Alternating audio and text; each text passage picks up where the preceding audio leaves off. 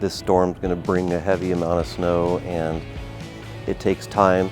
Normally we run a 10-man crew up in the Tahoe area and we'll be doubling that to 20 for this coming storm.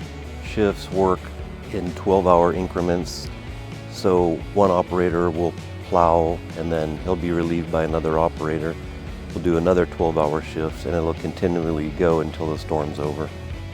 And after that, then we'll go into cleanup mode and bring out the blowers and start cutting the snowbanks back for more storage. We have fleet on call 24/7 too for breakdowns, and it's just really important to keep the roads open for emergency services, as well as people are going to be voting, and we're trying to keep roads open for that as well.